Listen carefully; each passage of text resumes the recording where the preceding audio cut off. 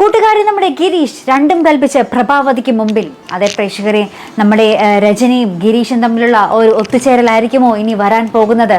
നമുക്ക് കാത്തിരുന്നതിനെ കാണേണ്ടിയിരിക്കുന്നു. ഇന്നത്തെ പ്രമോൾ വേറൊന്നുമല്ല, നമ്മുടെ ഗിരീഷ് നമ്മുടെ മീരയ്ക്ക് ഒരു ബർത്ത്ഡേ ഗിഫ്റ്റ് നൽകാൻ ഇങ്ങനെ ഒരുങ്ങുകയാണ്. അപ്പം നമ്മുടെ പ്രകാശ് ഇങ്ങനെ പറയുന്നുണ്ട്, വേറെ എന്ത് ഗിഫ്റ്റ് കൊടുക്കാനാ ഏട്ടൻ, എൻ്റെ കയ്യിൽ കുറേ പെയിൻറ്റിങ്സ് ഉണ്ടല്ലോ, അതിലേതെങ്കിലും ഒന്ന് കൊടുത്താൽ പോരെ എന്നൊക്കെ പറയുമ്പോൾ നമ്മുടെ ഗിരീഷ് അതിൽ നിന്നും ഒരു പെയിൻറ്റിങ്ങുമായിട്ട് നമ്മുടെ മീരയുടെ അടുക്കിലേക്ക് പോവുകയാട്ടോ. ലാസ്റ്റ് മീരയ്ക്ക് അത് കൊടുക്കുകയും എന്നിട്ട് നമ്മുടെ മീരയും നമ്മുടെ ഗിരീഷും തമ്മിൽ ഒരുമിച്ച് നിൽക്കുന്ന ഒരു ഫോട്ടോ നമ്മുടെ മീര തന്നെ നമ്മുടെ പ്രഭാവതയെ കൊണ്ട് എടുപ്പിക്കുകയൊക്കെ ചെയ്യുന്നുണ്ട് കേട്ടോ. അപ്പം ഈ ഒരു രംഗങ്ങളൊക്കെ നമ്മുടെ രചനയെ ഇങ്ങനെ ആ ഒരു കണ്ണൊക്കെ നിറഞ്ഞ് ഇങ്ങനെ നോക്കി നിൽക്കുക.